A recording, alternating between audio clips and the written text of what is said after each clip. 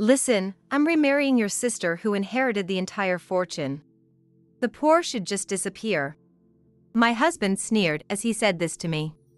Next to my husband stood my sister, leaning on him in an ostentatious manner.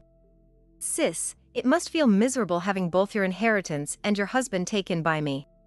Ah, taking what's yours feels absolutely great. We're gonna live happily ever after with Dad's inheritance. My sister said with a blissful look on her face. Your dad had a huge fortune, and you renounced your inheritance. You're really stupid.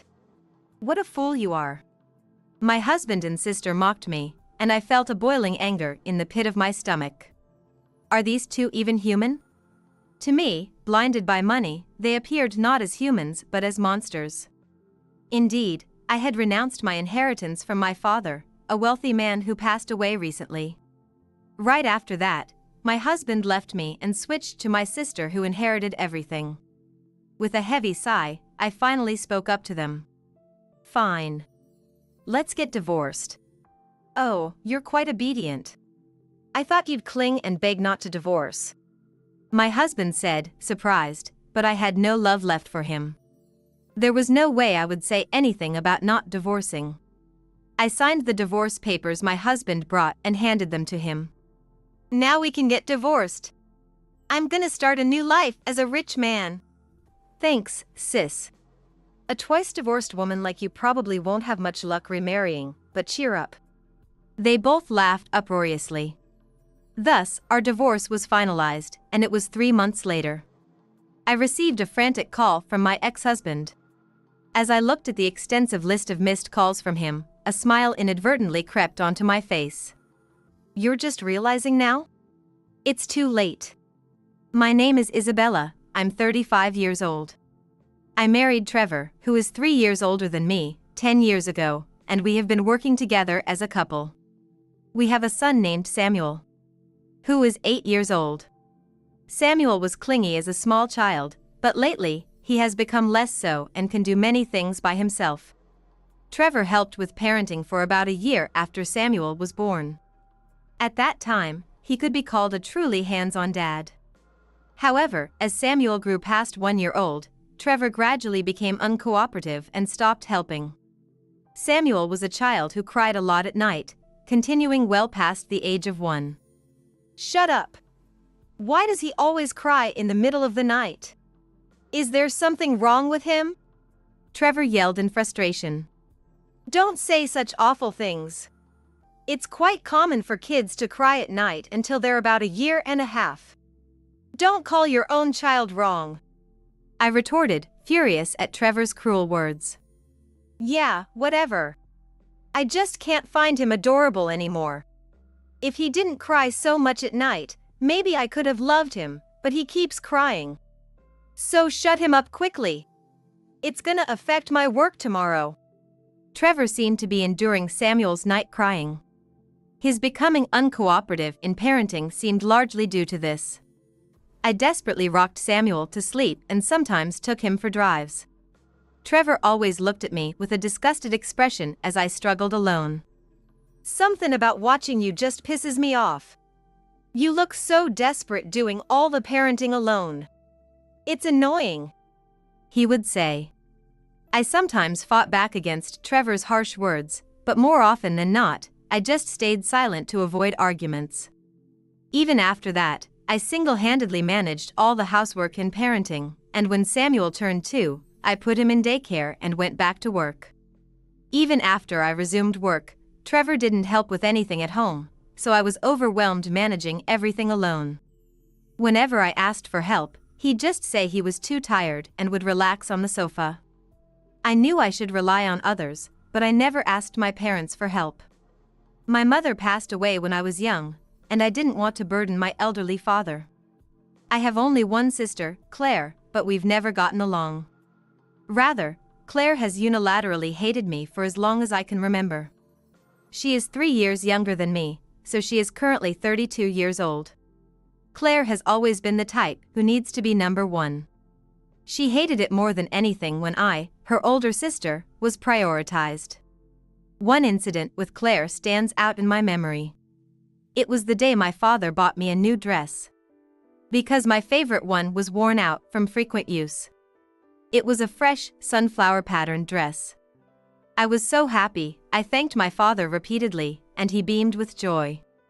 However, our happy moment was soon ruined by Claire. Playing alone in another room, she came running over and shouted, "Ah! What's with that dress? Why did Dad buy a dress only for you? He didn't buy one for me. That's not fair. Not fair. What are you talking about? You just got a new sweater and skirt recently." But Claire was not convinced and clung to our father crying, "Dad, buy me a dress too. Please. It's not fair that only big sister gets one. Buy me one too." Even when our father scolded her, Claire kept crying and wailing. Reluctantly, my father ended up buying Claire a dress too. Claire always envied me, but there was no truth to her being treated specially. Yet, Claire often complained that big sister always gets everything, and frequently troubled the adults around us. When we were younger, the adults often indulged Claire's whims because she was the younger sister. As we grew up, she was told to be patient, but Claire would twist logic to get her way. Moreover, she often belittled me and boasted about being more loved by those around us. I, who always calmly admonished her, was disliked by Claire. Claire grew up spoiled and moved out as soon as she went to college. Now, she lives off gifts from various men without a steady job. She isn't married yet.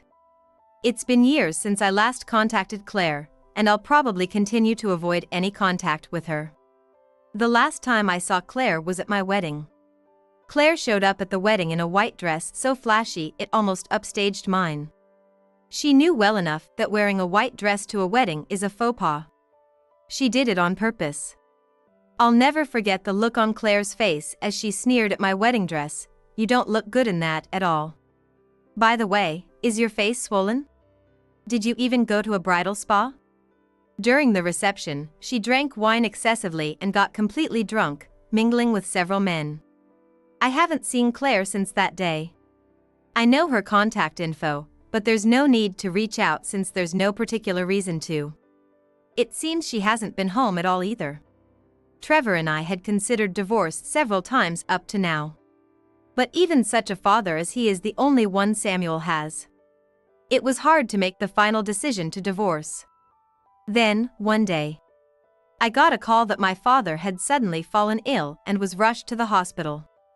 I was at work and explained the situation to my boss before rushing to the hospital. I tried to contact Claire, but couldn't reach her by phone, so I sent an email. After a while, I received an email from Claire. Dad's about to die? Well, he's old anyway. I can't make it to the hospital today. I have a date. Let me know the time and place once the funeral is set." To say such a thing when it's not even certain he's going to die. And to prioritize a date over her own parent is truly unbelievable. I was shocked by Claire's utter lack of sense. While this was happening, Trevor also made it to the hospital. "How's your father's condition?" Trevor seemed to have rushed over, panting heavily. "It looks pretty serious." "Trevor, you're really worried about my dad, aren't you?" "Thanks." Honestly, I was surprised that Trevor was so concerned about my father. My father and Trevor weren't on bad terms, but they hadn't been particularly close either. In the end, my father passed away. Since Claire didn't show up at the hospital, Trevor and I were there to see my father off. "Dad!" As I clung to my father's lifeless body crying, Trevor was also crying exaggeratedly. Almost unnaturally so. Then, Trevor helped with the funeral preparations, and I contacted Claire with the details. 4 days after my father's death, we held the funeral, and Claire showed up with a broad smile. "Hey, sis, long time no see. Let's talk about the inheritance soon, shall we?" Her voice was almost bubbly as she said it. Actually, my father was a wealthy man. Since our mother died when we were young, we sisters were the only heirs. I told Claire calmly, "Today is the day of Dad's funeral. Let's discuss the inheritance some other day." Claire seemed displeased, but I ignored her and went around greeting the people who had come to the funeral. The night after the funeral, after putting Samuel to bed, I told Trevor, "I'm thinking of renouncing the inheritance from Dad." Trevor raised his voice in shock. "What? Why?" "Keep your voice down. You'll wake Samuel. I've thought this through, and I've decided to renounce the inheritance." Despite my reprimand, Trevor snapped back over my words. "Why would you renounce the inheritance? Don't be ridiculous. Dad had a huge fortune, right? It's stupid not to take it." "Calm down. Let's talk about this calmly. You can't have a rational conversation in this state."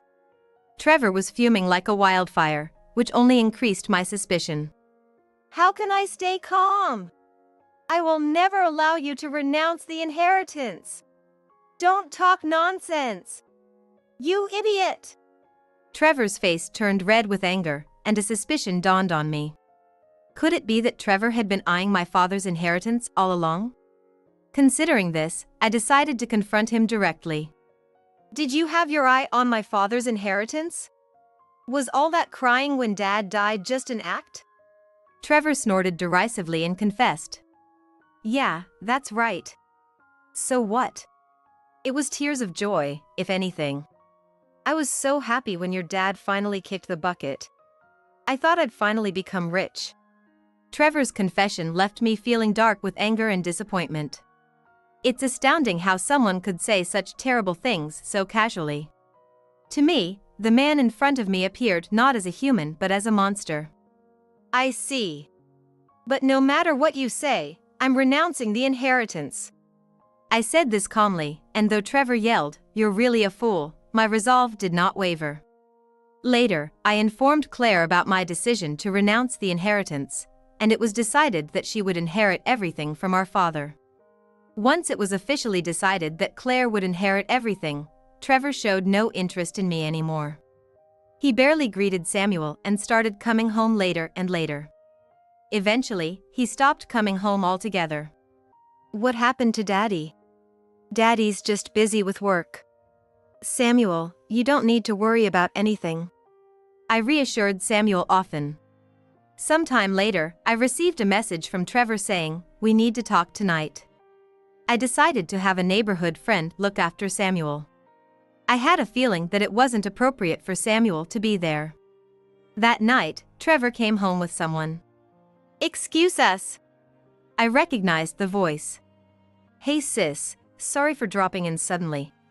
Yes, the person who came home with Trevor was my sister, Claire. The moment I saw Trevor's smirking face, I had a good idea of what was coming. The three of us sat around the table, and Trevor started speaking with enthusiasm. "Listen, I'm gonna divorce you and marry Claire." "Oh? Is that because Claire is inheriting Dad's entire estate?" At my question, Trevor burst out laughing. "What's with you? If you understood, why did you renounce the inheritance? You're really stupid. If you had just accepted the inheritance, none of this divorce mess would have happened." When I remained silent, Trevor began to berate me further. "Not only are you stupid for renouncing the inheritance, but you're also not exactly easy on the eyes. Claire is way cuter. I was surprised at how much more beautiful she's become when I saw her at your dad's funeral for the first time in ages. I thought then that I have no choice but to divorce you and be with Claire."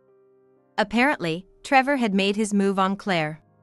"Sis, it must be miserable having both your inheritance and your husband taken by me." "Ah, taking what's yours feels absolutely great. I'll live happily with your share too," Claire said with a blissful expression. "So, I'm going to remarry Claire, who inherited all of Dad's fortune."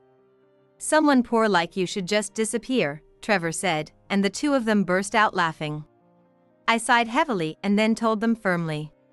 "Fine, Trevor. Let's get divorced." "Oh, you're quite obedient. I thought you'd cling and beg not to divorce," Trevor said, surprised, but I had no affection left for him. There was no way I would say anything about not divorcing. How conceited can this man get? "However, I'm taking custody of Samuel." I declared. Trevor seemed to have forgotten and merely muttered, "Oh. Of course, that's fine. A luxurious new life with Claire doesn't have room for a kid anyway." Actually, I had forgotten about Samuel until just now. "Oh yeah, I have a son." He laughed dismissively. What a despicable man. It was truly fortunate that Samuel wasn't here to hear this. If by any chance he had heard these words, it would have sent shivers down my spine. Holding back my urge to yell at Trevor, I calmly told him, "I will be requesting alimony and child support through my lawyer later." "Ah? If you wanted money, why did you renounce the inheritance?" Trevor laughed scornfully. Really? Sis, you make no sense." Claire mocked, leaning on Trevor. "Well, I'll just throw you a few $100,000 like it's nothing. After all, we'll be rolling in your dad's huge fortune. Don't forget what you just said. Now, did you bring the divorce papers?" "That's right," Trevor exclaimed, pulling the divorce papers out of his bag. "I've filled in my part, so just sign yours quickly." "Fine." I filled in my section and handed it back to Trevor. "All right, now we can get divorced." "Thanks, sis. But you know, with your plain looks and being a 35-year-old divorcee, you probably won't remarry, huh?" "Exactly. Just like Claire said. Your life is going to be hell from now on." "Miserable old lady." They laughed heartily. Facing their laughter, I responded firmly. "The conversation is over. I'm going to pick up Samuel now. Could you two please not come back to this house until I've moved out?" I told them and left to pick up Samuel from my friend's house. Seeing me, Samuel ran up with a big smile and shouted joyfully, "Mommy." His adorableness almost brought me to tears, compounded by the stress I had just endured. After thanking my friend and handing over some department store sweets I had bought in advance, my friend seemed to sense something serious was going on and expressed concern for me. "Isabella, you look pale. Are you okay? Remember, you can always rely on me if you need anything." Her kindness nearly brought me to tears again. I thanked her repeatedly, and then Samuel and I left her house. As we walked through the night, holding hands, Samuel hummed a tune and swung my hand cheerfully. Tears welled up in my eyes. Perhaps my emotions were all over the place. It wasn't the time to cry. After all, I didn't need to cry. It was them, not me, who would see hell.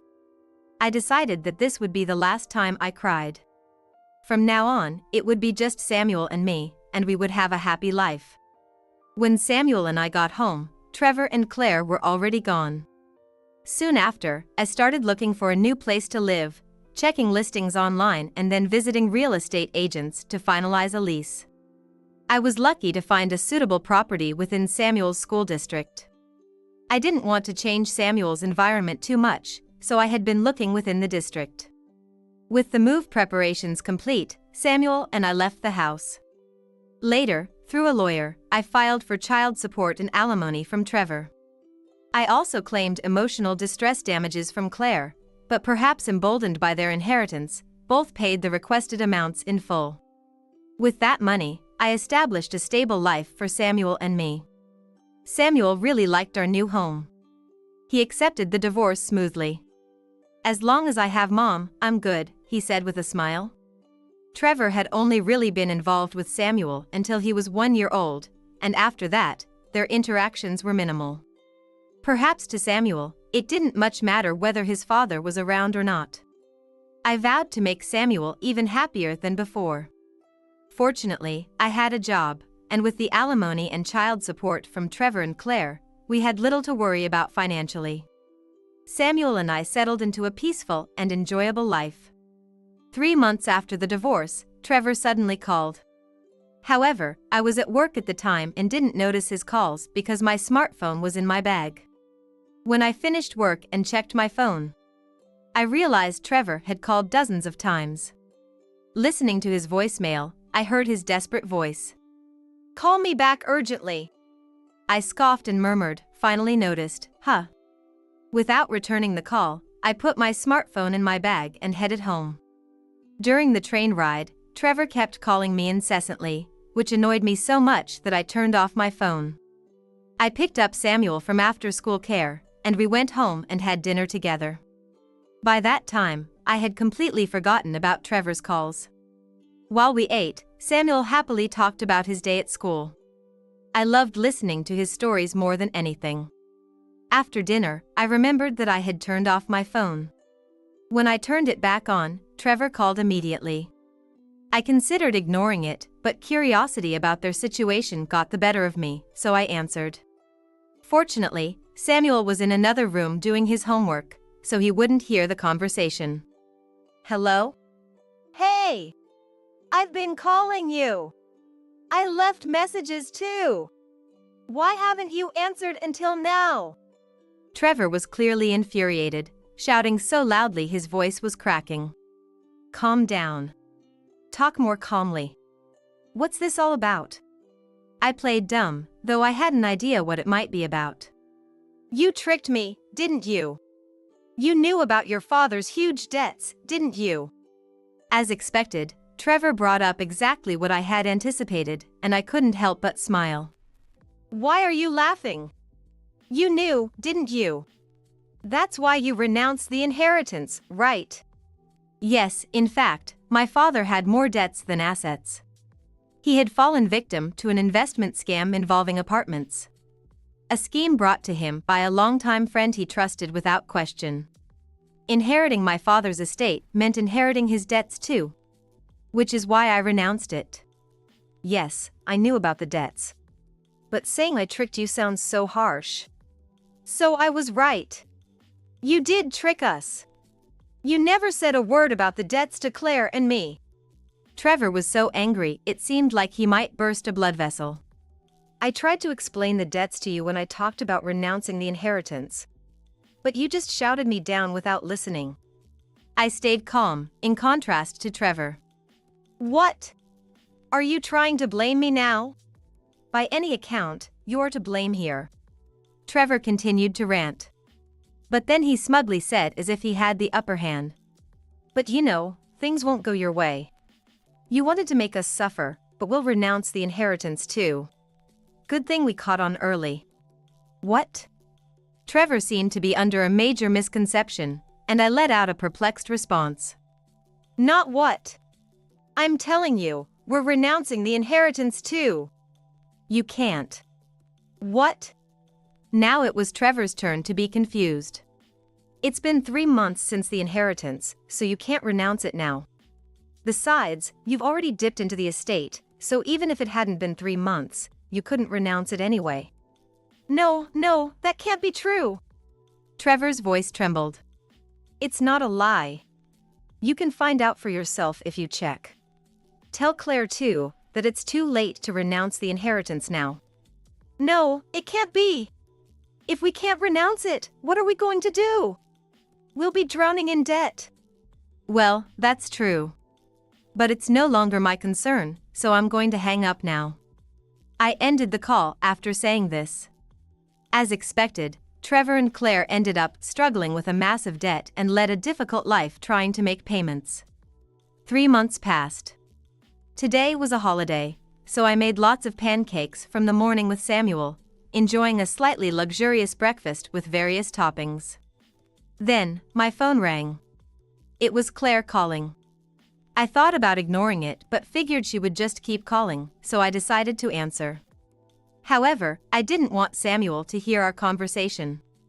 Samuel, Mommy will just take this call, keep eating, I told him and moved to another room before answering. Sis, help me! Claire blurted out immediately. As much as she pleaded, there was no way I was going to help Claire. However, I first asked, what happened? Trevor is awful. He's trying to escape on his own. He wants to divorce me even though I said no. He insists on divorcing me no matter what. Isn't he the worst? According to Claire, she and Trevor were currently in divorce mediation. Because the debts were related to the inherited estate, Trevor was trying to escape them by divorcing her. Terrible, right? I never thought Trevor was this kind of person. To just abandon me like this. No, he clearly married you for the inheritance. He said so himself from the start, and it was clear he was the worst kind of man.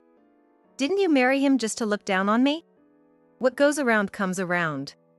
I responded calmly, and Claire yelled back in tears. What kind of way is that to talk? You've always been like this. Ever since we were kids, you've always lectured me with your righteous talk. You always look at me with those cold eyes. I hate you. Well, I hate you too. Whether you're in divorce mediation or struggling with debt, it's none of my concern, so I'm hanging up now, I said, and as I was about to end the call, Claire panicked and shouted. Wait! I didn't mean it. I'm sorry for saying I hate you. Look, we're sisters, please help me out. Please, return the alimony. What? Return the alimony? There's no way I would do that. There's nothing I can do for you. I answered with disbelief. But you can. You have money to give me, right? Please, I'm begging you.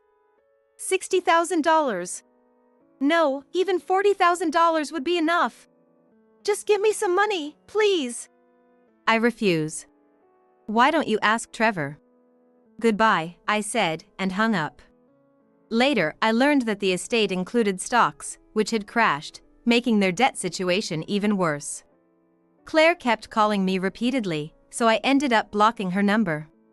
Months later, Samuel and I continued to live our peaceful days, having completely forgotten about Claire and Trevor. Yet, one day, I found myself wondering what had become of them. Curious, I hired a private investigator to look into it. The investigation revealed that Claire and Trevor's divorce had been finalized. After the divorce, Claire was juggling day and night jobs, barely managing to pay off her debts. However, even though Claire was beautiful, she struggled greatly in the nightlife industry as she got older, finding it hard to attract customers. Men who used to lavish her with gifts during her single years deserted her once they found out about her massive debts. Desperate, Claire clung to these men, and one of them, feeling threatened, confessed to his wife about his affair with Claire. Most of the men who had supported Claire were significantly older and married. When one of the wives found out about her husband's infidelity, she sued Claire for damages, which only increased Claire's debts further. A friend of mine happened to see Claire in the streets one cold night, wearing a cheap dress and desperately trying to attract customers. She was calling out to every man, "Hey, wanna have a drink?" But no one paid any attention to the worn-out Claire, visibly stressed and haggard. Eventually, she was yelled at by a businessman for being too persistent. "Lady, you're too annoying." He then entered a bar with a younger, more attractive woman. Claire watched this and broke down crying.